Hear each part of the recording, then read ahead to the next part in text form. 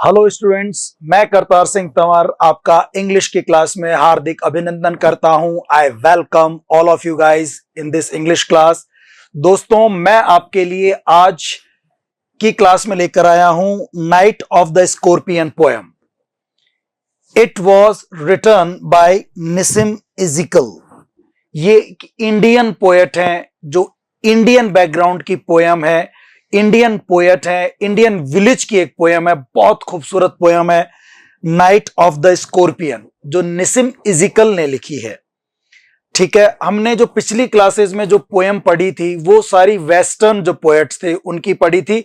हमने जो school lecturer का हमारा सिलेबस दिया हुआ है उसमें से हम लोगों ने 6 पोएम्स तो पढ़ ली हैं। हम लोगों ने वेस्ट विंड पढ़ ली, हमने ग्रेशन अर्न पढ़ ली, my last duchess, on his blinders, daffodils, ठीक है ना। तो ये सारी पोएम्स हम लोगों ने पढ़ ली हैं। अब हम लोग इंडियन राइटर्स की, इंडियन पोएट्स की पोएम पर आ गए हैं और हमारी पोएम है नाइट ऑफ द स्कॉर्पियन। ये पोएम क्या है, पोएट के बारे में थोड़ा पढ़ते हैं, थोड़ा पोएम के बारे में देखते हैं हम लोग। देखिए, अगर हम बात करें नाइट ऑफ द स्कॉर्पियन की,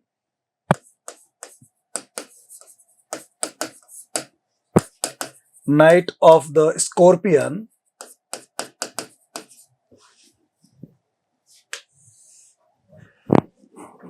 ये एक इंडियन पोएम है, इंडियन बैकग्राउंड में लिखी गई है। ठीक है, इसके जो पोएट हैं वो है निसिम इजिकल।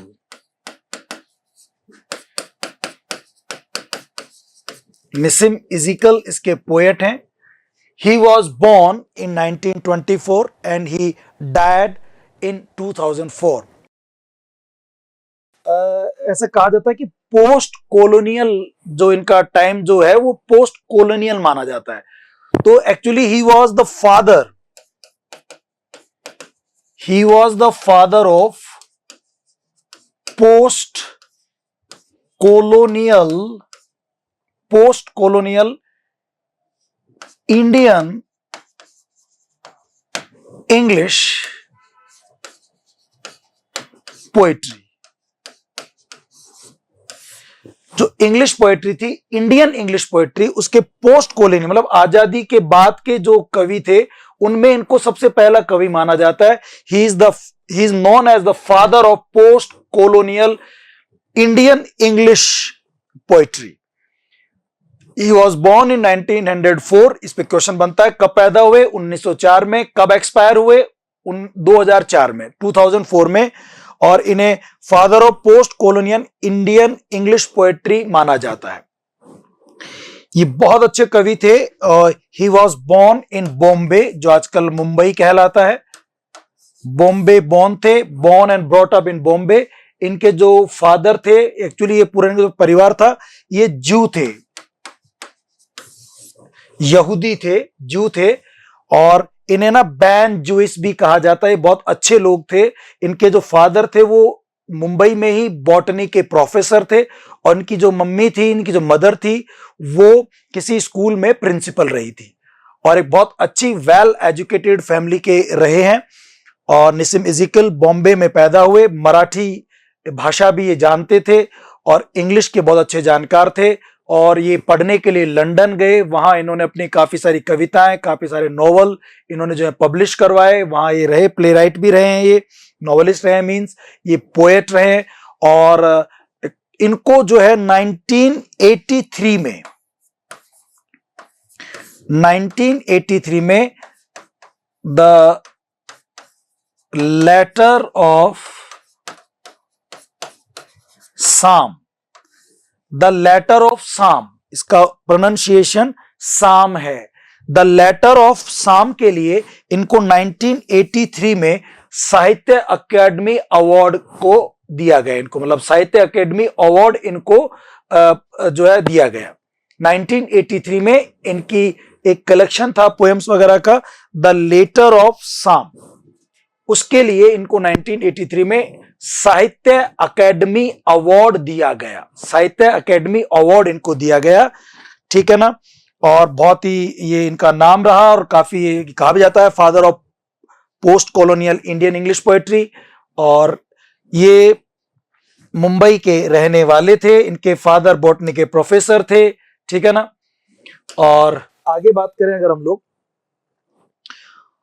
ये मानते भी थे कि भाई मैं एक तरह से हम लोग ये ना इजरायली थे, यहूदी थे, इजरायली थे, इनको इसलिए बैन इजरायलिस्ट कहा जाता है कि बहुत अच्छे इजरायली लोग थे, मुंबई में रहते थे और ये एक तरह से ना आउटसाइडर के रूप में इनको लोग देखते थे। हालांकि ये इंडिया में पैदा हुए, इंडिया में ही रहे और पढ़ने लंदन में गए थे, बट इन्हें ना एक आउटसाइडर के रूप में कहा जाता है। और ये निस्सिम इज़िकल कहते थे कि मैं भले ही आउटसाइडर था लेकिन मैं इंडियन सोइल से रचा बसा था, इंडियन की मिट्टी, भारत की मिट्टी से रचा बसा था, मैं उसके बैकग्राउंड को जानता था।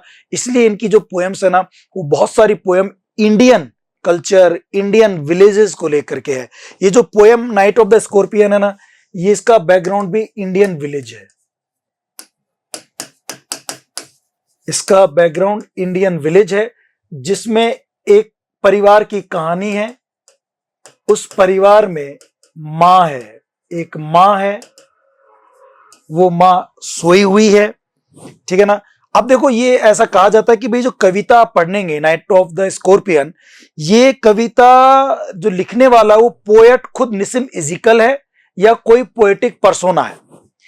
तो अब इसके पीछे लॉजिक्स है। कुछ लोग कहते हैं कि ये जो पोएम है ये खुद पोएट निस्सिम इज़िकल की ही बचपन की यादें हैं। कुछ लोगों का मानना है, जो मुझे भी लगता है, कि भाई चूंकि निस्सिम इज़िकल तो मुंबई में रहते थे, वो तो बहुत बड़ा एक शहर था, मेट्रोपॉलिटन सिटी था, तो इनका गांव में से कोई वैसे लेना देना नहीं है, बट इन्होंने कभी देखा होगा, किसी सुना होगा। तो ये पोएट जो है यहाँ शायद मुझे लगता है कि निस्सिम इज़िकल नहीं है, वो कोई भी एक नरेटर है, पोएटिक पर्सोना है, पोएटिक पर्सोना है।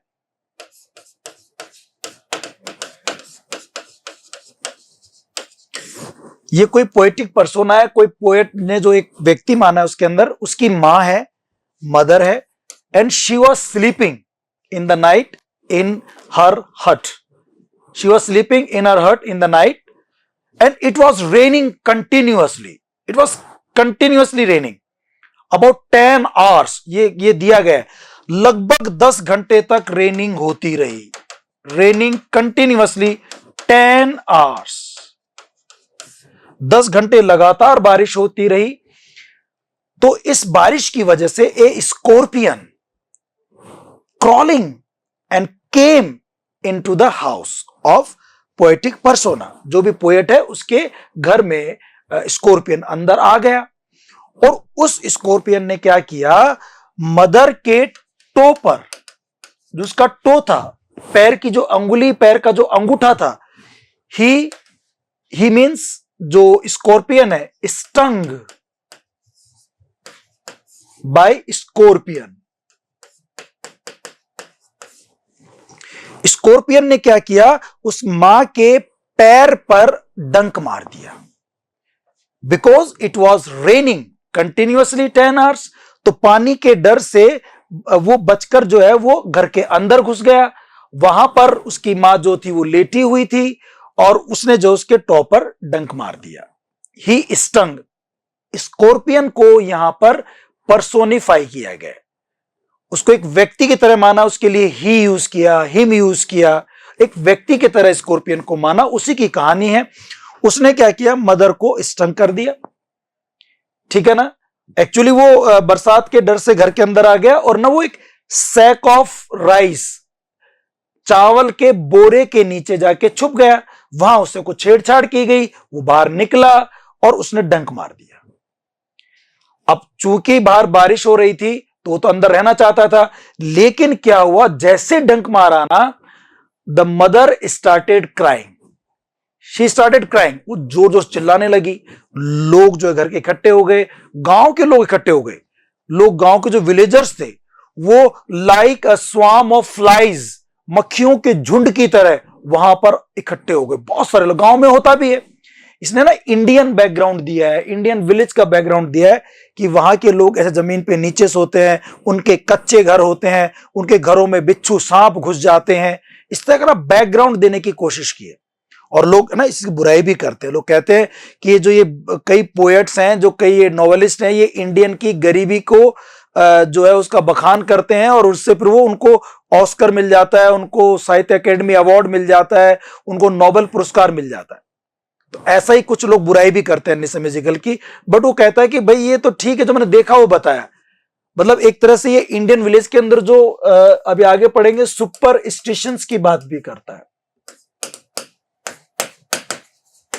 गांव में जो अंधविश्वास होता है ना उसकी बात करता है, वो भी आगे आएगा। विलेजर्स आ गए बहुत सारे एक साथ, नंबर ऑफ विलेजर्स, एक झुंड में सारे एक साथ आ गए और उन्होंने आकर के वो हाथों में लैंटेन्स लेकर, लालटेन लेकर आए, कैंडल्स मोमबत्तियां लेकर आए, लालटेन लेकर आए और घर में आ गए कि साहब क्या हुआ क्या हुआ क्या हुआ, व्हाट हैपेंड। फिर क्या होता है उसको बताते हैं भाई ऐसे ऐसे स्कॉर्पियन काट गया, तो वो ढूंढने लगते हैं। उन खूब सारे लोगों की भीड़ देख करके स्कॉर्पियन जो डर जाता है बेटा, he got scared, he got frightened. वो अब डर की वजह से बेचारा, बाहर बारिश हो रही है फिर भी उसको अपनी जान बचानी है तो वो बाहर निकल जाता है। अब लोग ढूंढने लगते हैं कि भाई स्कॉर्पियन कहां है कहां है कहां है, ढूंढते हैं उसको मारेंगे, क्योंकि लोगों में गांव में एक सुपरस्टिशन, एक अंधविश्वास है। वो कहते हैं कि जब तक ये स्कॉर्पियन जिंदा रहेगा और वो चलता रहेगा तो जो जहर है उसकी मां में, वो जहर भी चलता रहेगा और उसका दर्द, उसकी पेन, उसका सफरिंग्स, उसकी पीड़ाएं और बढ़ती जाएंगी। तो they try to search looking for the scorpion. They started looking for the scorpion so that they can kill him. वो उसको मार सके, उसको मारेंगे तो मां की तकलीफ कम हो जाएगी, ऐसा उनका मानना है। सो सब लोग निकल जाते हैं बाहर, बाहर निकलते हैं, ढूंढते हैं लाइट लेके, लालटेन लेके। अब उनकी लालटेन से जो उनकी रोशनी बनती है, शैडो बनती है झोपड़ियों पर, तो ऐसा लगता है कि डर की वजह से लोगों के मन में डर है, तो उनको लगता है कि यार ये स्कॉर्पियन ये रहा, तो उनकी छाया जो है वो दीवार पर बनती है, स्कॉर्पियन जैसी नजर आती है। खैर वो ढूंढ रहे होते हैं बट उनको नजर नहीं आता, फिर वापस आ जाते हैं वो, और वो कहते हैं कि भाई यार ये तो जो है ना, इसकी माँ ने जो है ना, वो कहते हैं गांव वाले कि इसने कोई पुराने जन्म में पाप किए होंगे, ये उसका फल मिल रहा है, अब उसको सजा मिल रही है, या फिर अगले जन्म में ये अभी अगर ये कष्ट भोग लेगी तो अगले जन्म में इसको फायदा होगा। इस तरह की सुपरस्टिशन बातें करते हैं। फिर कुछ लोग कहते हैं कि भाई ये तो जो इसकी जो डिजायर थी ना, इसके शरीर की जो डिजायर थी, जो इच्छाएं की इसने, कामनाएं की, जो एम्बिशन थी, इसकी महत्वाकांक्षाएं थी, जो ये इसने अजीब अजीब जो है सपने देखे थे, महत्वाकांक्षाएं जिनको नुकसान पहुंचाया वो लोगों को, उसको ये भरपाई करेगा, उस एविल को, उस बुराई को, उस डिजायर को, उस एम्बिशन को खत्म करेगा। ये जहर प्योरीफाई करेगा उसकी बॉडी को। ये कहा गया, purify the poison, purify the body, the flesh of desire, the flesh of desire उसको क्या करेगा, वो प्योरीफाई करेगा।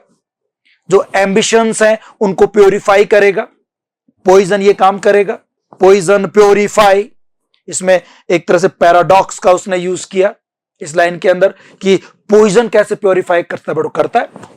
एनीवेज, तो वो इस तरह की बातें करते हैं, सब इकट्ठे हो जाते हैं और वो मां उसकी बीच में लेटी हुई है। पोएट यहां बेचारा दुखी हो रहा है कि यार ये कुछ कोई कर क्यों नहीं रहा, मेरी मां तड़प रही है, बट ही इज हेल्पलेस।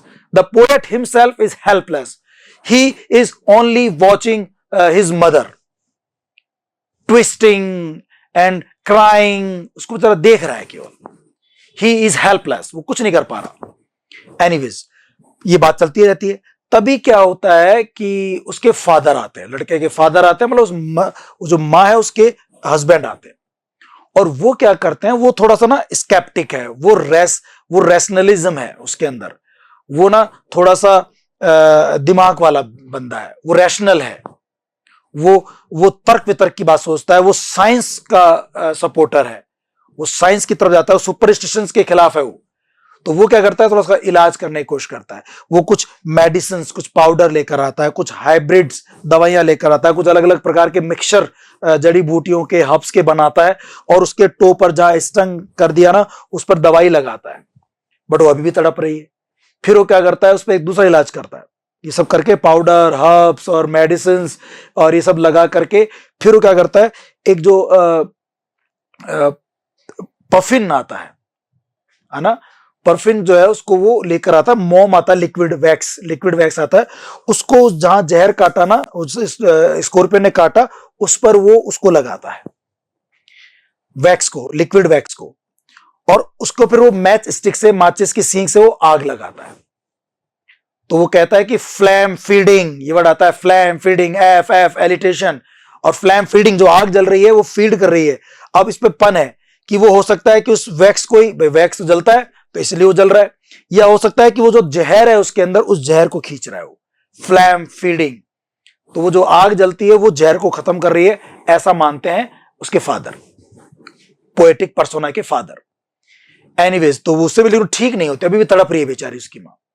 फिर वो क्या करते हैं, बाबा को बुलाते हैं, होली मैन को बुलाते हैं, एग्जॉसिस्ट को बुलाते हैं, एनचेंटर को बुलाते हैं, वो एक ओझा बाबा, एक एनचेंटर को बुलाते हैं, जादूगर को बुलाते हैं, जो गांव में नहीं, अपने गांव में इंडियन बैकग्राउंड्स में, इंडियन विलेजेस में ये बाबा वगैरह आते हैं, भाई सांप काट गया, चलो वो कुछ मंत्र मंत्र फूंकेगा, तो वो कुछ मंत्रास का वो वहां पे जो है वो रिसाइटेशन करता है, इनकैंटेशन करता है, मंत्रोच्चारण करता है कि भाई इस मंत्रों से कहीं सही हो जाए, तो होली मैन आता है, मंत्रोच्चारण करता है, बट उससे भी वो ठीक नहीं होती।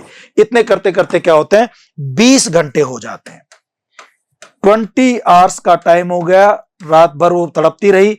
20 आवर्स के बाद क्या होता है, वैसे भी जो स्टिंग होता है ना, जो जहर होता है, वो पॉइजन क्या होता है, 20 घंटों के बाद वैसे भी खत्म हो जाता है। 20 घंटों के बाद जो पॉइजन है वो अपने आप कम हो जाता है,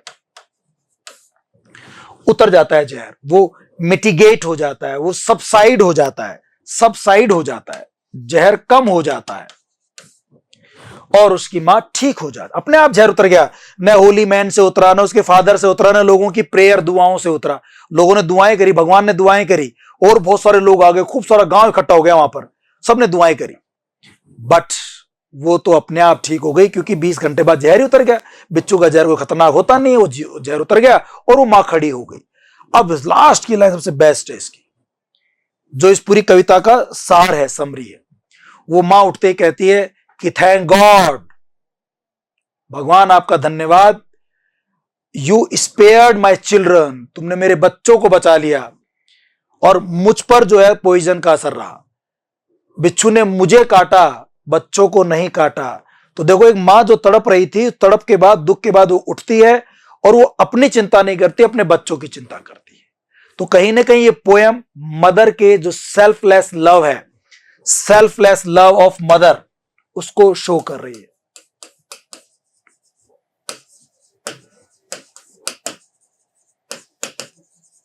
ये मां के सेल्फलेस लव को शो करती है, ये उसको बताती है, ये इंडियन बैकग्राउंड को बताती है, ये बताती है कि एक तरफ तो रैशनलिज्म है, तर्क वितर्क, दिमाग लगाता है, साइंस की बात कर रहे हैं, वो तो है फादर, एक तरफ गांव वाले विलेजर्स, वो इरेशनलिज्म की बात कर रहे हैं,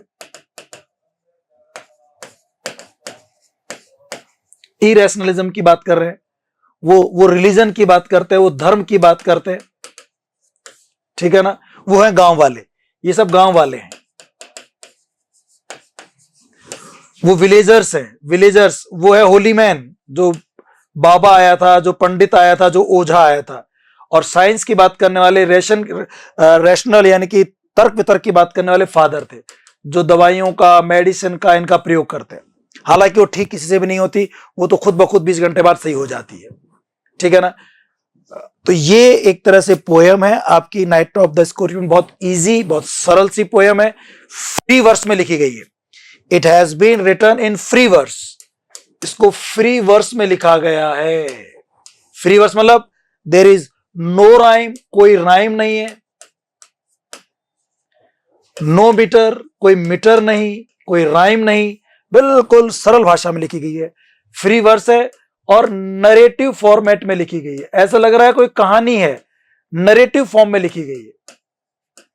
एक्चुअली ये एक तरह से कहानी है, एक एपिसोड है, पूरा एक एपिसोड है जिसमें एक स्कॉर्पियन घर के अंदर आता है, मां को डंक मारता है, मां तड़पती है और उसके लोग कैसे कैसे इलाज करते हैं, क्या क्या प्रार्थनाएं करते हैं, उन सब के बारे में बताया गया। और लास्ट में ठीक हो जाती है और भगवान का धन्यवाद देती है कि उसके बच्चों को बिच्छू ने नहीं काटा, उसको काट के रह गया बस, उसके बच्चों पर ज्यादा कोई फर्क नहीं पड़ा। तो पूरा एक एपिसोड है, पूरी एक कहानी है जो नरेटिव फॉर्म में लिखी गई है और एक फ्री वर्स है। इस पोयम को हमारे जो पोएट है निसिम इज़ेकिएल, उन्होंने the exact man,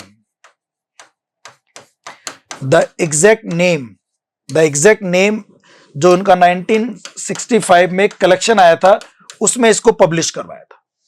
the exact name 1965, उसमें इस पोएम को उन्होंने पब्लिश करवाया था, ठीक है ना। बहुत अच्छी सी शॉर्ट सी पोएम है, 47-48 लाइनें हैं, करीब 8-9 इसके स्टेंजाज हैं, मतलब फिक्स नहीं है, कुछ लोग इसको 8 बताते हैं, कुछ लोग 47, कुछ लोग 48 लाइन बताते हैं। तो 47-48 लाइन है, उनको आप कैसे भी थोड़ा कर सकते हैं आप लोग। करीब 48 लाइन्स हैं इसके अंदर और लगभग 8 स्टेंजा में लिखी गई है, ठीक है ना। बहुत खूबसूरत कविता है, काफी सारे फिगर ऑफ स्पीच है, ओनोमोटोपिया है, इमेजरी का बहुत यूज किया है इस पोएम, इमेजरी का यूज किया गया है ना। आपको इमेज बनेंगे दिमाग के अंदर। अब वो इमेज विजुअल भी हो सकती हैं, आपके दिमाग में चित्र बनेगा। स्कॉर्पियन आपको लगेगा है माँ का, आपको जब पढ़ोगे तो माँ आपके दिमाग में आ जाएगी। बोरे के नीचे वो रखा हुआ है, वो स्कॉर्पियन बैठा हुआ है, वो दिखेगा आपको, ऐसा लगेगा कि दिख रहा है। तो विजुअल है। टैक्टाइल है, टैक्टाइल मतलब स्पर्श, टच करने वाली इमेजरी भी इसके अंदर है। जैसे वो डंक मारता है उसको, जब वो उसके माँ के स्टंग के ऊपर पिताजी जो है वो गरम गरम वैक्स डालते हैं, तो ऐसा लगता है टच हो रहा है, दर्द सा हो रहा है, हमारे को भी ऐसा फील होता है। तो टच इमेजरी है। स्मेल इमेजरी है, जो लालटेन जलती है, कैंडल जलती है, तो उनकी ऐसे वैक्स की स्मेल से आपको आएगी। जब पढ़ोगे ऐसा आप अनुमान लगाओगे, इमेज करोगे, आप इमेजिनेशन करोगे, ऐसी इमेजरी बनेगी।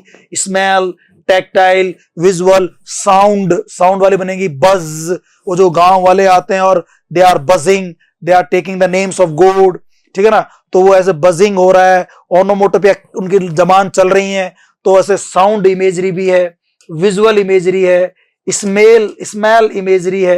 ये सब इमेजरी का इसके अंदर यूज किया गया है। इमेजरी का बहुत यूज किया है। ओनोमोटोपिया का यूज किया, एक जगह ऑक्सीमोरॉन भी है। पैराडॉक्स का यूज किया, हाइपरबली का यूज किया गया। हाइपरबली, एंडलेस रेन, रेन जो बारिश कभी खत्म ही नहीं होगी, इस तरह का वर्ड हाइपरबली इसमें यूज किया गया। तो बहुत अच्छी पोएम है, काफी सारे फिगर ऑफ स्पीचेस यूज किए गए हैं, ठीक है ना। फ्री वर्स में, कोई मीटर नहीं, कोई राइम नहीं, बिल्कुल सरल भाषा में। इंडियन बैकग्राउंड है। एक कोई पोएट जो भी है, इसका पोएटिक पर्सोना, उसकी बचपन की यादें इसमें है। Recollection of poetic personage childhood remembrance memories, उनकी जो बचपन की यादें उसके बारे में बताया गया, जिसमें स्कॉर्पियन उसकी मां को काट जाता है। उसका पूरा एक एपिसोड है, एक सिंगल एपिसोड में पूरी कविता है, ठीक है ना दोस्तों। तो आई होप कि आपको थोड़ा सा बैकग्राउंड समझ में आ गया, क्या पोएम है समझ में आ गया। अब हम इस पोएम को पढ़ना शुरू करते हैं। बहुत ही इजी सी पोएम है, देखिए आप लोग। नाइट ऑफ द स्कॉर्पियन, निसिमिजिकल, ये इसका नाम है, पोएट है, और समझा कौन रहे हैं? यस, आपके डियर केटी सर। तो देखते हैं, इस पोएम को समझते हैं दोस्तों। ये पोएम भी पिछली पोएम की तरह समझ में आती है क्या हमारे को? आगे बढ़ते हैं हम लोग। देखिए, ये आप एक चित्र देख रहे होंगे, यहां पर एक इमेज करो। देखो, मैंने कोशिश की है कि पोएम जो है ना, ये चूंकि एक एस्थेटिक सेंस के लिए होती है, ये आपके मन दिमाग को इनको झकझोरनी चाहिए, तो मैंने कोशिश की है। और आप मुझे बताना भी कि ये कोशिश कैसी लगी आप लोगों को, कि जब मैं आपको सामने इमेज लेकर आ रहा हूं, कविता आपके दिमाग में बन रही है। देखिए, एक गांव का आपको चित्र दिखाई दे रहा होगा। देयर आर सम हर्ट्स, कुछ झोपड़ियां हैं, बारिश हो रही है, it's raining continuously, it's raining, it's downpour, बहुत तेज बारिश हो रही है, ठीक है ना। झोपड़ियां हैं, बिजली कड़क रही है, इट्स थंडरिंग, बिजली कड़क रही है। और देखो क्या है, आई रिमेंबर। आई कौन है? आई यहां पोएट है, या पोएटिक पर्सोना है। पोएट जो इस पोएम को लिख रहा है, अब वो निसिम इजिकल है कि कोई दूसरा है, तो वो भाई पोएट तो निसिम इजिकल ही है, बट पोएट ने कोई व्यक्ति माना है यहां पे, तो वो पोएटिक पर्सोना हो सकता है, कोई पोएटिक पर्सोना है। वो कह रहा है आई रिमेंबर, मुझे याद आता है। मैंने कहा ना, याद है, बचपन की याद है। इसके अंदर घटना घटित हुई थी पोएटिक पर्सोना के साथ में चाइल्डहुड में, कि उसकी मां को स्कॉर्पियन ने काटा था, उसी के ऊपर कहानी है। वो कह रहा है, आई रिमेंबर द नाइट, मुझे वो रात याद आती है, my mother was stung by scorpion 10 hour. देखो, मदर 10 आवर, सेम राइज, कहीं कोई राइम नहीं है, कोई लाइन बड़ी है, कोई लाइन छोटी है, कोई मीटर नहीं, कोई राइम नहीं। ऐसी कविताओं को हम बोलते हैं फ्री वर्स। तो this poem has been written in free verse, ये फ्री वर्स में लिखी गई है। सुना हो ना, ब्लैंक वर्स, फ्री वर्स, तो ये फ्री वर्स में लिखी गई है। मेरी मां रात को लेटी हुई थी, मुझे याद आता है, वॉज स्टंग बाय स्कॉर्पियन, उसे किसने काटा? एक स्कॉर्पियन, एक बिच्छू ने डंक मार दिया। 10 आवर्स ऑफ स्टडी। देखो, ये बिच्छू देख रहे हैं आप, ये बिच्छू है, बिच्छू बनाने की कोशिश की है। पिछले चित्र में भी आपको रात का बिच्छू दिखाई दे रहा होगा। और इसमें देखो ना आप, 10 घंटे बारिश होती है। ये क्वेश्चन पूछा गया है दोस्तों आपके एग्जाम में, बहुत सारे एग्जाम्स में क्वेश्चन आता है कि बारिश कितनी देर हुई, 10 आवर्स, 10 घंटे बारिश हुई, 10 आवर्स ऑफ स्टेडी रेन। देखो स्टेडी ए, रेन ए, ए रेन, स्टेडी रेन। तो स्टेडी और रेन, ए का साउंड है, तो ये ए वोवल साउंड रिपीट हो रहा है, इसको हम बोलते हैं एसोनेंस। क्या कहते हैं दोस्तों हम लोग इसको? एसोनेंस कहते हैं। तो स्टेडी रेन, लगातार 10 घंटे बारिश हुई, हैड ड्राइवन हिम, और इससे वो आ गया, हैड ड्राइवन हिम। हिम किसके लिए जो है यहां पे? स्कॉर्पियन के। स्कॉर्पियन को पर्सोनिफाई किया गया है। स्कॉर्पियन को क्या किया गया दोस्तों? पर्सोनिफाई किया गया है। पर्सोनिफाई मींस उसको व्यक्ति की तरह माना गया है। जानवर को, स्कॉर्पियन को व्यक्ति की तरह माना गया है कि स्कॉर्पियन है और वो जो है बारिश की वजह से घर के अंदर आ गया। हैड ड्राइवन हिम, ये जो बारिश थी उसे ले आई खदेड़ कर। हैड ड्राइवन, इसे भगाकर, खदेड़ कर, ये जो बारिश थी इस बिच्छू को खदेड़ कर ले आई। To crawl beneath a sack of rice, पहले तो घर के अंदर आ गया। दिख रहा है अभी, ये बनाया आपके लिए मैंने।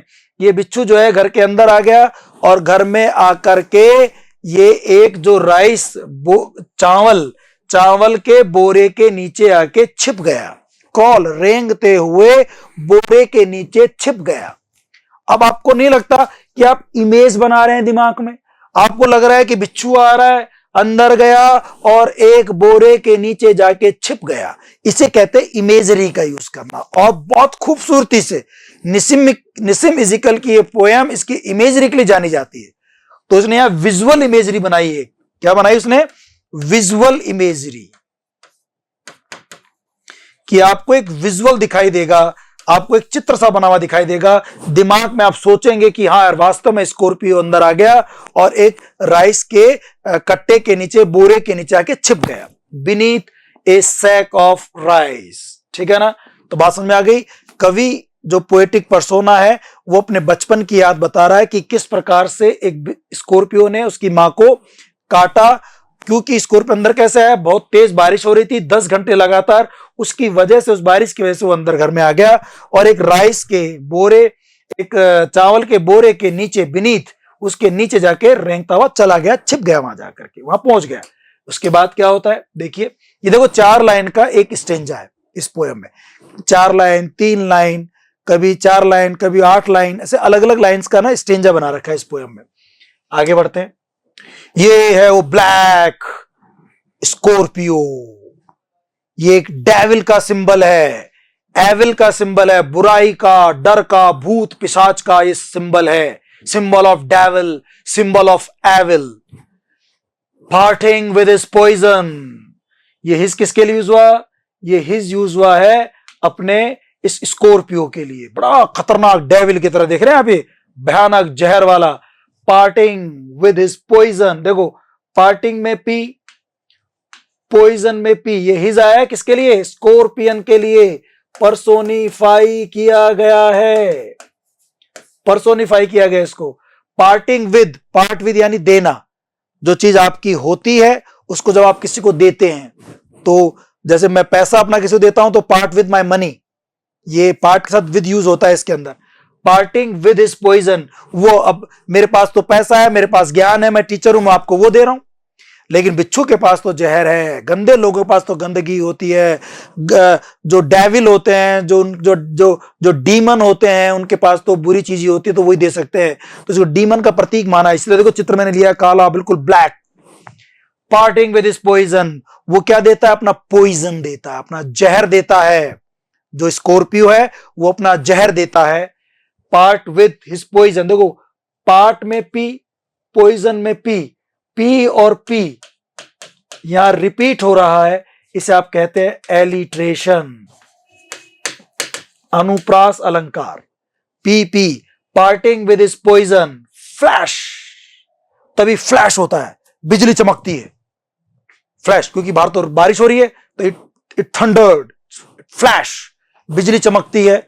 ऑफ डायबॉलिक टेल, इस स्कॉर्पियो की जो डायबॉलिक टेल है, ये खतरनाक, ये डेविल जैसी दिखने वाली, ये भूतिया दिखने वाली जो टेल है, इसकी जो पूंछ है, एक्चुअली क्या होता है, ये डायबोलिक है टेल। एक तो बहुत भयानक दिखती है ना, और दूसरा क्या है, जो स्कॉर्पियो होता है ना, उसका जो पॉइजन होता है वो इस टेल में ही होता है। उसका जो बिच्छू का जो जहर होता है ना, वो इस टेल में ही होता है। डायबोलिक टेल, वो डेविलिश, डायबोलिक मींस डेविलिश, वो भयानक दैत्य रूप वाली जो टेल है उसकी। इन द डार्क रूम, वो फ्लैश, वो चमकती है। जैसे ही वो छुपा हुआ था, beneath the sack of rice, suddenly it flashed, और उसकी डायबोलिक जो टेल होती है वो फ्लैश हो जाती है, दिख जाती है। Of diabolic tail in the dark room, room कैसा था, डार्क था, काला रूम था। जब बिजली आती है तो गांव में, इंडियन गांव में खासकर, ही पता नहीं पोएम कब लिखी, 1965 में तो पब्लिश हो गई थी, तो उससे पहले लिखी होगी उन्होंने। तो उस जमाने में गांव में लाइट नहीं आती थी, और बारिश में तो लाइट, हमारे इंडिया में आज भी बारिश आते ही, तूफान आते, लाइट चली जाती है, पता होगा आप लोगों को। तो डार्क रूम था, अंधेरा था, बिजली गई हुई थी। जैसे वो बिजली चमकी आसमान वाली, थंडर, फ्लैश हुआ उसकी डायबोलिक टेल। डार्क रूम मतलब ये भी कह सकते हैं कि भाई अंधेरे था, कमरे के अंदर अंधेरा था। और वैसे भी ना, ये जो गांव के लोग होते हैं उनके लिए भी डार्क रूम यूज किया गया है। भाई गांव में लोग इनोसेंट होते हैं, गांव में लोग इग्नोरेंट होते हैं, तो ये इग्नोरेंस का सिंबल भी है, इग्नोरेंस। तो डार्क रूम में उसकी डायबोलिक टेल जो है वो फ्लैश होती है, चमकती है। ही रिस्क द रेन अगेन, अब उसे लगता है कि अपन डंक मार चुके हैं और बिजली चमक रही है, लोग ढूंढेंगे और अपन कहीं ना कहीं उनको पता चल जाएंगे, और दिखते ही वो लोग अपने को चप्पल से, जूतों से, किसी से मार देंगे, अपना काम लगा देंगे। उसको ऐसा लगता है, तो वो क्या करता है बेचारा, अपनी जान बचाने के लिए रिस्क लेता है कि यहां पड़े रहेंगे तो जान जाएगी पक्का। तो एक काम करते हैं, बारिश में चलने का रिस्क ले लेते हैं। तो वो क्या करता है दोस्तों, बारिश में जाता है। रिस्क द रेन अगेन, बेचारा वापस बारिश में जाने का रिस्क उठाता है कि यहां तो पक्का मरेंगे, बाहर हो सकता है बच जाए, तो रिस्क उठाता है वो बाहर निकलने का। ये जो है 3 लाइनें हैं, ठीक है ना। और वो बाहर निकल जाता है, उसको डंक मार दिया और वो बाहर चला गया। अब देखते हैं आगे क्या होता है।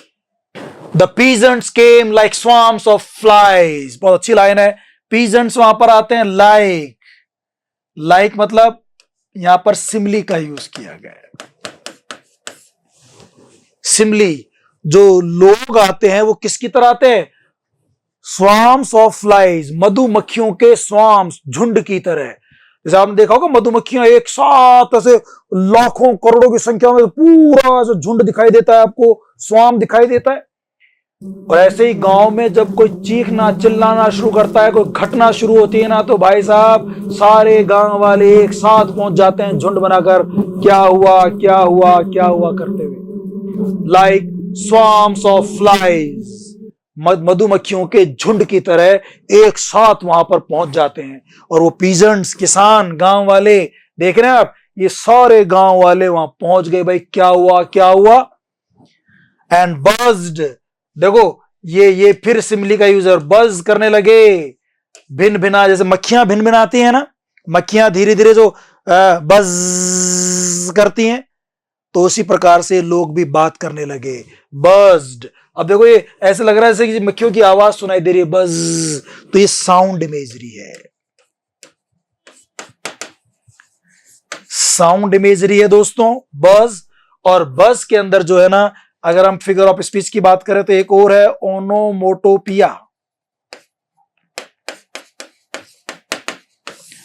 ओनोमोटोपिया, मोनोमोटिव मतलब जब किसी की साउंड को आप इंग्लिश वर्ड बना देते हैं। जैसे बज एक साउंड है मधुमक्खियों का भिन भिनाने को, और उसको इंग्लिश वर्ड बना दिया बज, बज, थर्ड, क्वैक, ये जो होते हैं ना ओनोमोटोपिया होते हैं। तो निसे म्यूजिकल ने यहाँ ओनोमोटोपिया यूज किया और आपके दिमाग में एक इमेज बनाई साउंड की, इसको साउंड इमेजरी भी कह सकते हैं। पीजेंट्स आ गए स्वार्म्स ऑफ फ्लाइज की तरह, ये भी एक इमेजरी बन रही है, ये विजुअल इमेजरी है। ऐसा लगेगा कि हाँ यार गांव में सब एक साथ लोग आते भी हैं, तो पूरी एक इमेज बनेगी आपके दिमाग में। The peasants came like swarms of flies, वो सब एक साथ आए। ये सिमली का भी यूज किया यहाँ पे फिगर ऑफ स्पीच, और ये विजुअल इमेजरी भी है, विजुअल इमेजरी है। वो आते हैं और बातें करने लगते हैं, बोलने लगते हैं नेम ऑफ गॉड 100 टाइम्स। वो भगवान का नाम लेने लगते हैं, प्रार्थना करते हैं, हे भगवान ये औरत बच जाए, ये औरत बच जाए, इसके भगवान रक्षा करो, रक्षा करो। ऐसे करके भगवान की प्रार्थना करने लगते हैं 100 टाइम्स। क्या उन्होंने वास्तव में 100 बार प्रार्थना की होगी? बट कवि की आदत होती है कि वो चीजों को बढ़ा चढ़ा कर बताते हैं, चीजों को बढ़ा चढ़ा कर बताना, इसे हम कहते हैं हाइपरबली। क्या कहते हैं दोस्तों इसको हम लोग? हाइपरबली। तो पोएट ने यहां हाइपरबली का यूज किया, एग्जैगरेशन का यूज किया, ओवर स्टेटमेंट यूज किया, इस बात को बढ़ा चढ़कर बताया कि लोगों ने सैकड़ों बार प्रार्थनाएं की, प्रे की गॉड से 100 टाइम्स। हाइपरबली, एग्जैगरेशन का यूज कर लिया to paralyse the evil one, कि वो एविल वन को, एविल किसके लिए जो है यहां पे? बुराई कौन है? एविल, भूत कौन है? बुराई कौन है? स्कॉर्पियन, जो भोली मां को काट गया, स्कॉर्पियन।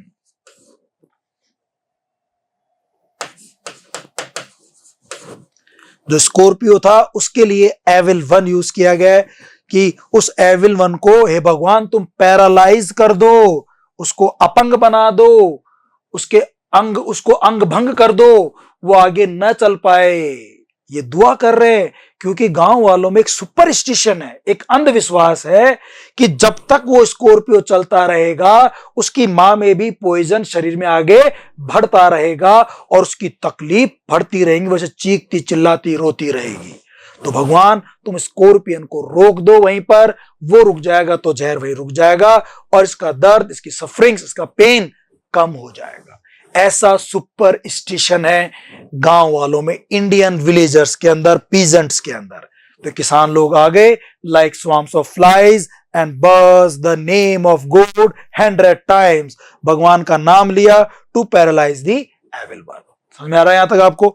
तो एक घटना चल रही है, एक एपिसोड है, नरेटिव पोएम, ऐसा लग रहा है कहानी पढ़ रहे हैं हम लोग, उस टाइप से चल रहा है। कहीं कोई तुकबंदी नहीं, कहीं कोई राइम नहीं, कहीं कोई मीटर नहीं।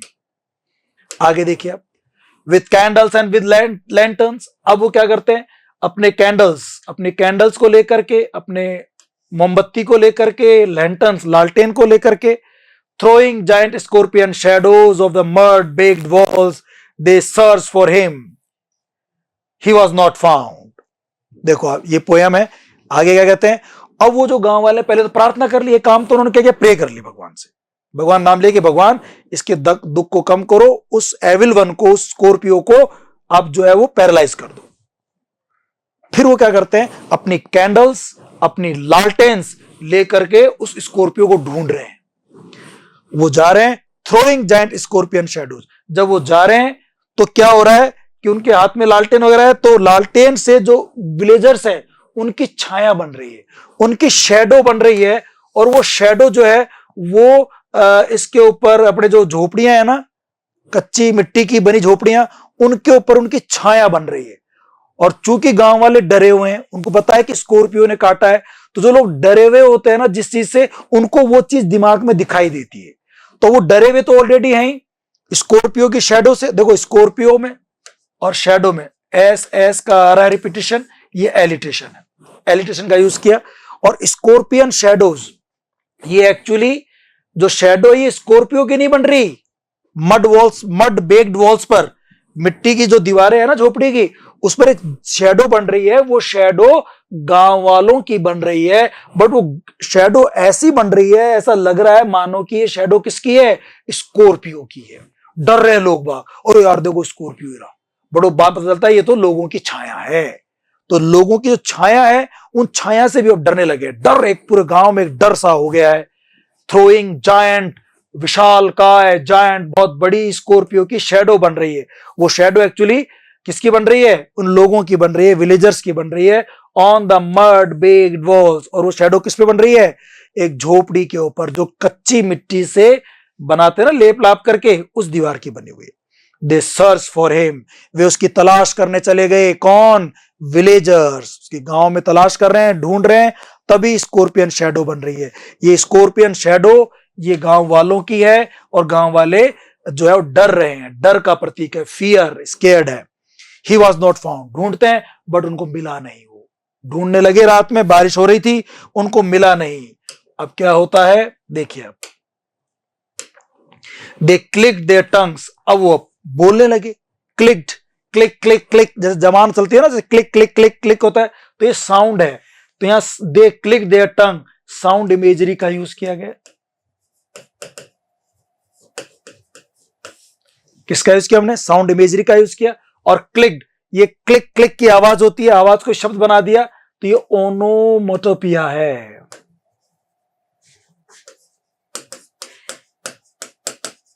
इस फिगर ऑफ स्पीच का इसने यूज किया। ध्वनि से जो साउंड बन जाते हैं, जो एक शब्द बन जाते हैं वो, तो यह क्लिक जो ओनोमोटोपिया भी है और यहां पर ये साउंड इमेजरी भी है। दे क्लिक देयर टंग्स, देखो दे देयर टंग, टे टे टे, तो इस तरह से आप कह सकते हैं कि एक तरह से ये थोड़ा सा एलिटेशन का भी आपको आभास दे रहा है। दे क्लिक देयर टंग्स, उन्होंने अपनी टंग्स को क्या किया? क्लिक किया। बोलने लगे, भाई अब मिला तो नहीं, स्कोर पे मिला नहीं, अब जबानें निकाल रहे हैं, बोल रहे हैं, बातें कर रहे हैं। बस अब काम करने का जो स्कॉर्पियो को ढूंढ कर मारने काम था वो तो किया नहीं, उस मदर का इलाज किया नहीं, बस जमाने कर रहे हैं। ये गांव वालों का खाली टाइम में बैठने का काम होता है और इस तरह बातें करने का काम होता है। ये कह रहे हैं निसिम इज़ेकियल कि दे क्लिक देयर टंग्स, बोलने लगे। With every movement that scorpion made his poison moved in mother's blood, कि विद एवरी मूवमेंट, जैसे जैसे मूवमेंट करेगा स्कॉर्पियो, जैसे जैसे वो आगे चलता रहेगा, अपने को मिला नहीं, अब जैसे जैसे आगे चलेगा ना, स्कॉर्पियन मेड हिज पॉइजन, जैसे जैसे स्कॉर्पियो आगे चलेगा, उसका जो पॉइजन है, उसका जो जहर है, जो उसने इंजेक्ट कर दिया मां के बॉडी में, मां के ब्लड में जो इंजेक्ट कर दिया उसने, जो पॉइजन है, वो पॉइजन भी धीरे धीरे आगे बढ़ेगा। मूव्ड इन मदर्स ब्लड, मां के ब्लड में वो पॉइजन भी आगे बढ़ेगा, उसकी तकलीफ बढ़ेगी, उसका दर्द बढ़ेगा। ये बातें कर रहे, दबी जुबान बातें कर रहे, आपस में इकट्ठे हो गए, ढूंढ लिया, अब वो बातें कर रहे कि यार ये जैसे जैसे स्कॉर्पियो आगे बढ़ेगा ना, मूवमेंट होगा इसका, वैसे वैसे उसका जो पॉइजन है वो मदर के ब्लड में आगे प्रोसीड होगा और उसकी तकलीफ बढ़ेगी।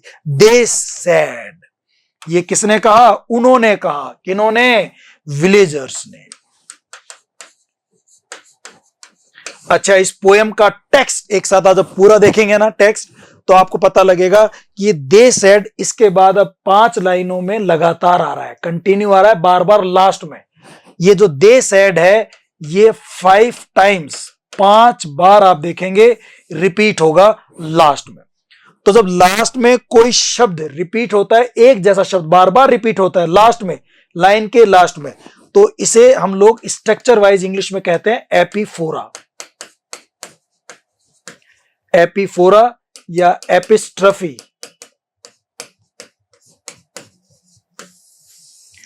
इसे हम क्या कहते हैं? एपीफोरा या एपिस्ट्रफी कहा जाता है।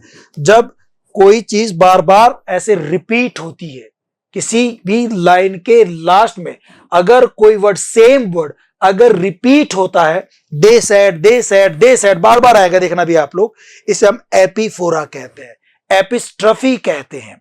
गांव वाले बात कर रहे हैं कि यार भैया अभी जैसे जैसे स्कॉर्पियो आगे बढ़ेगा, इसका दुख बढ़ेगा, जहर आगे बढ़ेगा, और ऐसा वो बार बार बोलेंगे। कई बातें, अब कई बातें करेंगे वो। Click their tongue, click their tongue, अपनी जबान को हिलाएंगे अब वो। एपीफोरा का इसे ये इसको यूज करते हैं। अच्छा, कोई शब्द अगर किसी लाइन के शुरू में आता हो और फिर अगली लाइन में फिर आता हो, फिर तीसरी लाइन में फिर आता हो, ऐसा मैंने पिछली पॉइंट्स में पढ़ा था, ठीक है ना, तो उसको हम बोलते हैं एनाफोरा। क्या बोलते हैं उसको हम लोग? एनाफोरा कहते हैं। एनाफोरा, एपीफोरा। और जब ये दोनों यूज होते हैं, शुरू में भी रिपीट हो रहा है, लास्ट में रिपीट हो रहा है, फिर अगले लाइन में शुरू में, लास्ट में, शुरू में, लास्ट में, ऐसे अगर रिपीट होता है तो इसको हम बोलते हैं सिंप्लॉस। उसे क्या कहते हैं हम लोग? फिर सिंप्लॉस कहते हैं। तो देखना, इस पोएम में आपको एनाफोरा मिलेगा, एपीफोरा मिलेगा, चूंकि दोनों मिल जाएंगे तो सिंप्लॉस भी मिलेगा। वो अब देखना, दे सेड आ गए, यहां पर आगे बढ़ते हैं। ये ज्यादा समझ में आ गया आपको? वो थक चुके हैं, ढूंढ लिया, नहीं मिला, वो बातें कर रहे हैं क्या जैसे जैसे स्कॉर्पियो आगे बढ़ेगा, मूवमेंट होगा, पॉइजन भी आगे बढ़ेगा। दे सेड, उन्होंने कहा। किसने कहा? गांव वालों ने कहा। अब आगे और क्या कहते हैं देखो आप। May he sit still, they said, एक दे सेड पहले आ गया, may the sins of your previous birth be burned away tonight, they said, 3 time आ गया। मे योर सफरिंग, देखो मे यहां आ रहा है, मे यहां आ रहा है, मे यहां आ रहा है। लाइंस के शुरू में क्या आ रहा है, बार बार मे आ रहा है, ठीक है ना। ये एपीफोरा है, क्या कहते, एनाफोरा। जब मे बार बार आ रहा है शुरू में, यहां आ रहा है, यहां आ रहा है, यहां आ रहा है, इसे एनाफोरा कहते हैं। दे सेड यहां आ रहा है, दे सेड यहां आ रहा है, दे सेड पहले आ गया, 2 बार आगे भी आएगा, इसे एपीफोरा कहते हैं। और जब एनाफोरा भी है, एपीफोरा भी है, तो इसको सिंप्लॉस कहा जाता है। May he sit still, they said, may the sins of your previous birth. अब वो क्या कह रहे हैं, मे ही सिट स्टिल, भगवान करे। मे, गांव वाले प्रार्थना कर रहे हैं भगवान से, मे ही सिट स्टिल, भगवान करे वो शांत बैठ जाए, एक जगह बैठ जाए, एक जगह टिक जाए, आगे मूवमेंट ना करे, तो उस मां के शरीर में भी जहर मूवमेंट नहीं करेगा, ऐसा उनका मानना है। विलेजर्स का ऐसा मानना है। इस वजह से हम कह रहे हैं कि भाई ये एक तरह से सुपरस्टिशन है। वो मानते हैं कि भगवान करे वो बैठ जाए। Sit still, S S, alliteration, may he sit still, भगवान करे कि वो शांत बैठ जाए। दे सेड, उन्होंने कहा, मे the sins of your previous birth. अब वो देखो और बातें कर रहे हैं कि तुम्हें तकलीफ तो हो रही है, अब सही तो हो नहीं रही है, तो भगवान क्या करे, the sins of your previous birth, इस जहर की वजह, जो तुम्हें स्टंग किया ना अभी स्कॉर्पियो ने, वो जहर जो अंदर इंजेक्ट कर दिया पॉइजन को, उस जहर की वजह से the sins of your previous birth be burned away tonight, जो तुम्हारे पिछले जन्म के जो सिंस हैं, जो पाप हैं, जो पिछले जन्म के पाप हैं, वो इस जन्म में धुल जाएंगे। बर्न्ड अवे, वो जल जाएंगे, खत्म हो जाएंगे, तुम्हारे सारे पाप धुल जाएंगे।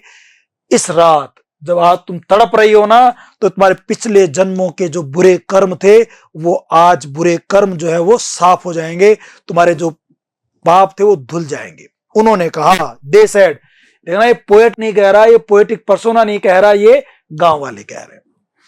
मे योर सफरिंग्स डिक्रीज, भगवान करे तुम्हारी पीड़ाएं कम हो जाएं, पिछले जन्म के पाप धुल जाएं, तुम्हारी पीड़ाएं कम हो जाएं, आगे आने वाले जन्म की आगे लाइन आएगी।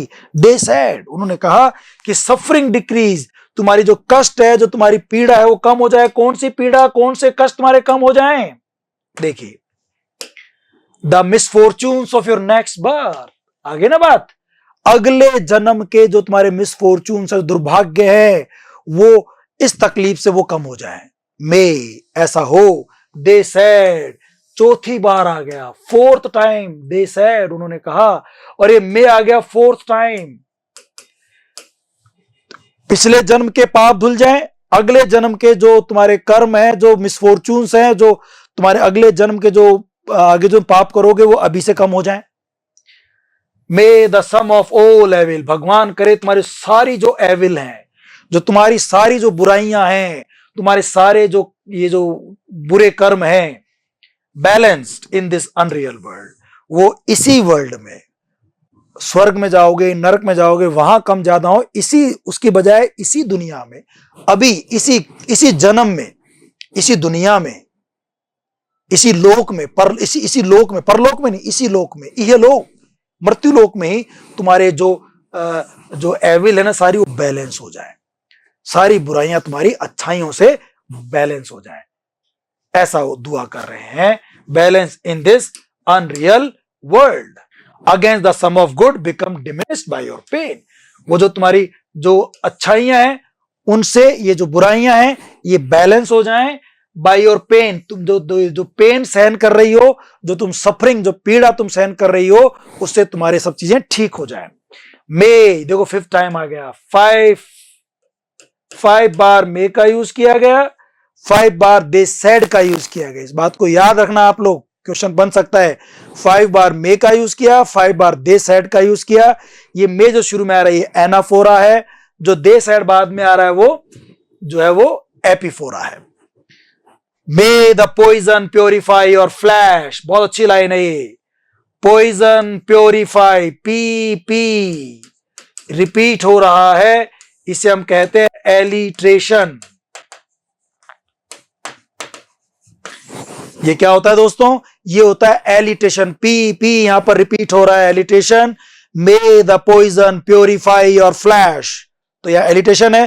Poison purify your flesh, poison तुम्हारे फ्लैश को प्योरीफाई कर देगा।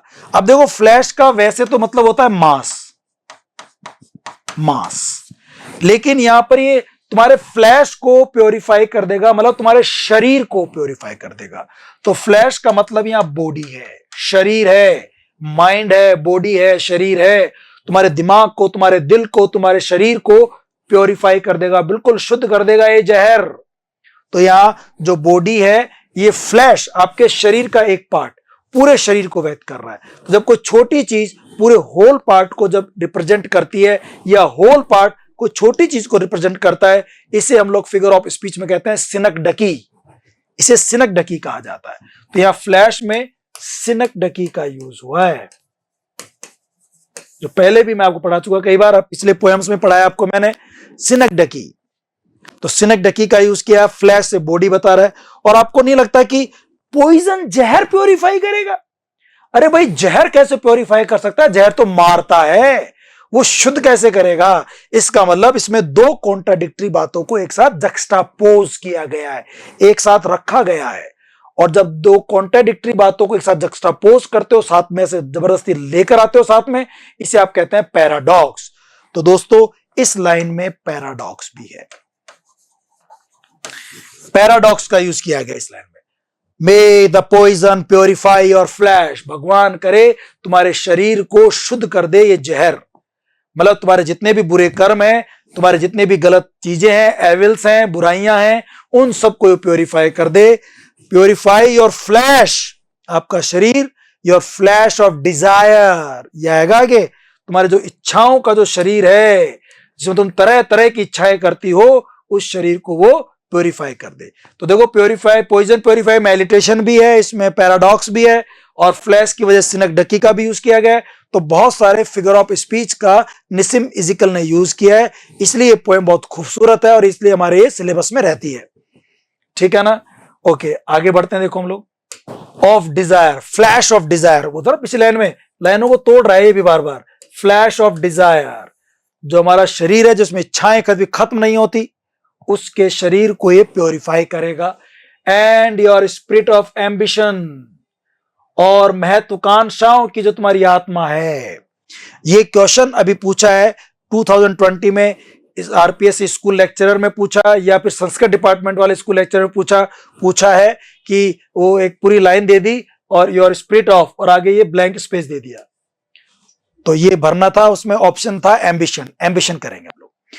तो पोएट ने कहा spirit of ambition and flash of Dzire, दो वर्ड यूज किए उसने, फ्लैश ऑफ डिजायर और स्पिरिट ऑफ एम्बिशन। तो एक एक वर्ड को याद रखो आप।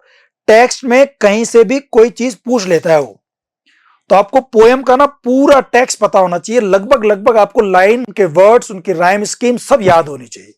बहुत अच्छी तरह से आप इसको ना अक्यूमुलेट करो, बहुत अच्छी तरह से इसको आप जो रिमेंबर करो, याद करो, लर्न करो। Of desire and your spirit of ambition they said, देखो दे सेड जो है यहां 5th टाइम्स आ गया, 5 बार यूज किया है। एंड दे सेट अराउंड, और फिर इस प्रकार से वो जब सब बातें कह ली कि तुम्हारे शरीर को प्योरीफाई कर देगा, flash of Dzire, spirit of ambition को प्योरीफाई कर देगा पॉइजन, तुम्हारे पिछले जो प्रीवियस बर्थ के जो बुरे कर्म थे उनको ये बैलेंस कर देगा, नेक्स्ट जन्म की जो तुम्हारी सफरिंग्स होंगी उनको पहले से ही कम कर देगा, और इस जमाने की जो तुम्हारी जो एविल्स हैं, जो अच्छाई हैं, उनको बैलेंस कर देगा, और तुम्हारे शरीर को शुद्ध कर देगा। ये 4-5 तरह की बातें विलेजर्स करते हैं और भगवान से दुआ करते हैं कि भगवान हमें वो स्कोर पे तो मिला नहीं, तो उसको पैरालाइज कर दो, और इस औरत के जो पुराने कर्म है या जो अगले जन्म के जो कर्म है उनको बैलेंस कर दो। ऐसी बातें वो करते हैं। दे सेड, 4-5 बातें उन्होंने बताई, और ये सब बात करके थक गए। दे सेट, फिर वो बैठ गए around on the floor with my mother in the centre, माँ बीच में, सेंटर में, फ्लोर पे जमीन पर लेटी हुई हैं, और उनके चारों तरफ गांव वाले भी बैठ गए। पूरी इमेज बन रही है, विजुअल इमेजरी, पूरा चित्र बन रहा है दिमाग में आप लोगों के। यही खूबसूरती है इस पोयम की कि आपको एक पूरा इमेज बनाता है, इमेजरी, विजुअल इमेजरी। तो विजुअल इमेजरी का बहुत यूज किया उसने। They sat around, they sat, देखो सेट, सेट, वो बैठ गए, on the floor with my mother in the centre, the peace of understanding on each face. देखो यहां पर ये एक तरह से ना आप कह सकते हैं कि ये सटायर सा कुछ है, ये आयरनी है। Peace of understanding on each face, सब चुपचाप बैठ गया, बोल लिए, घूम लिए, फिर लिए, सारे काम कर लिए। अब हर किसी के चेहरे पर एक पीस ऑफ अंडरस्टैंडिंग है। ऐसा लग रहा है शांति तो है, पर ऐसा लग रहा है समझ में आ गया, बट ऐसा हुआ नहीं एक्चुअली। उनको कुछ समझ नहीं आया क्या हो रहा है। ये तो केवल एक सुपरस्टिशन था, जो बातें कर रहे थे वो सब अंधविश्वास है, ये कोई साइंस की बात नहीं कर रहे थे। और ऐसा बैठे बैठे ऐसे एक्टिंग कर रहे हैं, ऐसे ढोंग कर रहे हैं, जैसे मान लो सब कुछ समझ में आ गया। अब वो चुपचाप बैठ गए कि भाई ऐसा ऐसा होगा, पीस ऑफ अंडरस्टैंडिंग। तो एक आयरनी है, विडंबना है, कुछ समझ में कुछ आया नहीं उनको, बट वो पूरा प्रिटेंड कर रहे हैं, ढोंग कर रहे हैं ऐसा कि अंडरस्टैंडिंग ऑन ईच फेज, कि भाई समझ में आ गया, अब ठीक है, अब जो होगा देखा जाएगा। इस तरह से बातें उनकी चल रही थी। अब आगे देखिए, अब वो तो बैठ गए, तभी क्या हुआ, और गांव वाले भी आए, मोर कैंडल्स, और खूब सारी मोमबत्तियां लेकर लोग, मोर लैंटर्न्स, और लालटेन लेकर के, मोर नेबर्स, और पड़ोसी बहुत सारे आ गए। मोर, मोर, मोर, मोर, 4 टाइम्स मोर शब्द का रिपीटिशन हुआ। तो यार रिपीटिशन जो है फिगर ऑफ स्पीच भी है, रिपीटिशन हो रहा है, यहां दोहरान हो रहा है एक ही वर्ड का बार बार। मोर कैंडल्स, मोर लैंटर्न्स, मोर नेबर्स, मोर इंसेक्ट्स, और कीड़े मकोड़े, बारिश हो रही थी, कीड़े मकोड़े और भी आ गए। बरसात में जब लालटेन लेके चलते हैं, कैंडल थे, तो उसके आसपास में कीड़े मकोड़े आ जाते हैं, इंसेक्ट्स आ जाते हैं। मोर इंसेक्ट्स, और कीड़े मकोड़े आ गए। एंड द एंडलेस रेन, और बारिश होती रही। एंडलेस रेन, कभी ना खत्म होने वाली बारिश होती रही, एंडलेस रेन, ठीक है ना। तो ये बारिश कभी ऐसा होता है खत्म नहीं, कभी तो खत्म होती है, बट इसने बहुत बढ़ा चढ़ाकर बोल दिया, एग्जैगरेशन कर दिया, ओवर स्टेटमेंट कर दिया। इसको हम कहते हैं hyperbole, over statement. Endless rain कह रहा है कि बारिश होती रही, रुकी ही नहीं। My mother twisted through and through, मेरी मां थी जो बेचारी, वो ट्विस्टेड थ्रू एंड थ्रू, वो ट्विस्ट होती रही, रे दर्द मेरा, मर गई रे, मर गई रे, मारा बार रे, मर गई रे, मर गई रे, ऐसे करते ना दर्द के अंदर, ऐसे बेचारी ट्विस्ट करती रहती, अकड़ती रही, ऐंठती रही, और दर्द होता रहा। उसका बेटा बेचारा देख रहा है हेल्पलेसली, क्या करे ये लोग, कर क्या रहे, दुआएं कर रहे हैं, इलाज कोई कर नहीं रहा। ट्विस्टेड थ्रू एंड थ्रू, लगातार वो कंप्लीटली जो है वो ट्विस्ट होती रही। ग्रोनिंग, बेचारी कराहती रही, रोती रही जोर से।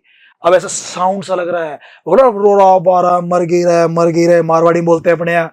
इस तरह से वो जोर जोर से ग्रोनिंग कर रही है, चिल्ला रही है, चीख रही है, बेचारी तड़प रही है। साउंड इमेजरी का यूज किया है कवि ने यहाँ पे, साउंड इमेजरी।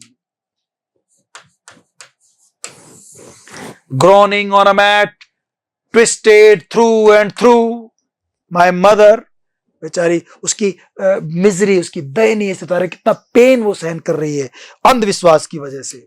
लोगों ने छोड़ रखा है, चारों तरफ बैठे हैं, तमाशा देख रहे हैं केवल, और लोग तमाशा देखने आ रहे हैं, बहुत सारे लोग तमाशा देखने आ रहे हैं। तभी माय फादर, जो पोएटिक पर्सोना है, उनके पिताजी, माय फादर स्केप्टिक, वो एक स्केप्टिक है। Sceptic, one person who doesn't believe in orthodox religious beliefs, जो धार्मिक जो अंधविश्वास होते हैं, कट्टर अंधविश्वास, ऑर्थोडॉक्स, उनको विश्वास नहीं करते, जो धर्म वर्म में ज्यादा विश्वास नहीं करते, खासकर ढकोसलों में, फालतू की बातों में, उस तरह के थे उसके फादर। स्केप्टिक थे, रैशनलिस्ट थे। उसके फादर कैसे थे? स्केप्टिक थे, रैशनलिस्ट थे। रैशनलिस्ट मतलब जो कि लॉजिक्स पे बात करते हैं, जो रीजंस पे बात करते हैं, रैशनलिस्ट थे वो, तर्क संबंधित बात करते थे। Trying every curse and blessing, उसने हर अच्छी और बुरी चीज ट्राई की, कोशिश की। अब देखो कर्स एंड ब्लेसिंग, ये दो ऑपोजिट वर्ड्स हैं, एक दूसरे से बिल्कुल विपरीत कॉन्ट्राडिक्ट वर्ड्स हैं, जब दो कॉन्ट्राडिक्ट वर्ड्स को पास पास में रखते हो, इसको हम कहते हैं ऑक्सीमोरॉन। क्या कहते हैं इसको हम लोग? ऑक्सीमोरॉन। उसने हर अच्छी और बुरी चीज ट्राई की मां के ऊपर, उस इलाज के लिए इलाज किया, उसने ट्रीटमेंट किया। Every curse and blessings, trying every curse and blessings. उसने एक तरह से ना ऑक्सीमोरॉन, कर्स यानी अभिशाप, ब्लेसिंग आशीर्वाद, हर अच्छी बुरी चीज का उन्होंने यूज किया, कोशिश की। उसने powder, powder means medicine, powder को मेडिसिन भी कहते हैं। उसने दवा लगाई, अलग अलग मिक्सचर लगाए, घोल करके मिक्सचर लगाए, कई दवा पट्टी की, हब जड़ी बूटियों का यूज किया, हाइब्रिड, कभी पाउडर हाइब्रिड, इन सबको मिला करके उन्होंने यूज किया और उसको इनको और लेप लगाया उसके ऊपर, दर्द के ऊपर कुछ किया कोशिश। पाउडर, क्या क्या चीज यूज की उन्होंने पूछ सकता है। पाउडर यूज किया, मिक्सचर यूज किया, जूस वगैरह जो मिलाते हैं ना मिक्सर बना के, मिक्सर यूज किया, हब जड़ी बूटियां और इन सब का हाइब्रिड मिला जुला रूप। He even poured a little paraffin, उसने थोड़ा बहुत उसके ऊपर, ए लिटिल थोड़ा सा पैराफिन भी उड़ेला। पोर पैराफिन, देखो पोर में पी, पैराफिन में पी, पी और पी जब दो कॉन्सोनेंट साउंड रिपीट होते हैं तो इसको हम क्या कहते हैं दोस्तों? एलिट्रेशन कहते हैं। तो इसने यहां एलिट्रेशन का यूज कर लिया। पी पी पैराफिन, पैराफिन होता है liquid wax, A wax in liquid form.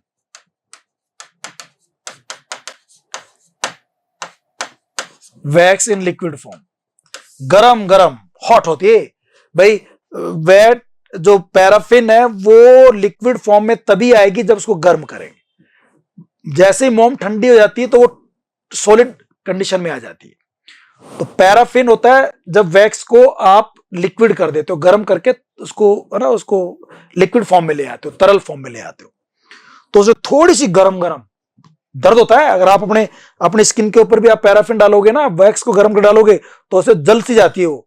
तो उसने पैराफिन को, लिक्विड वैक्स को उसके शरीर, जो उसकी मां थी ना जिसपे टो पे वो खा गया था स्कॉर्पियो, उसके ऊपर डालता है। Poured little paraffin upon the bitten toe, उसका जो बिटन टो था उसके टो के ऊपर वो उसको जो है वो डालता है उसके। अब ये पूछ सकता है कि कौन से पार्ट पे काटा था, which part of the body. Scorpio ने कौन से पार्ट पर, पोएट की मां के कौन से पार्ट पर, कौन से अंग पर डंक मारा था? तो टो था, वो पैर का अंगूठा। Bitten toe and put a match to it, उसने टो के ऊपर वो पैराफिन डाला, उसके ऊपर एक सीख लगाई, match to it, put a match to it, एक आग लगा दी। I was the flame of feeding on my mother, flame feeding, आग लगाई, उस फ्लेम को मैं देख रहा था। फ्लेम में एफ, फीडिंग में F, F F F F repeat हो रहा है, इसे आप बोलते हैं एलिटेशन। तो एलिटेशन हो गया, फ्लेम फीडिंग कर रहा है, फ्लेम खा रहा है। ऑन माई मदर, उस टो के ऊपर फ्लेम, आग क्या खा रही है, जो आग भड़क रही है वो आग क्या खा रही है? वो दो बातें, पन का यूज है।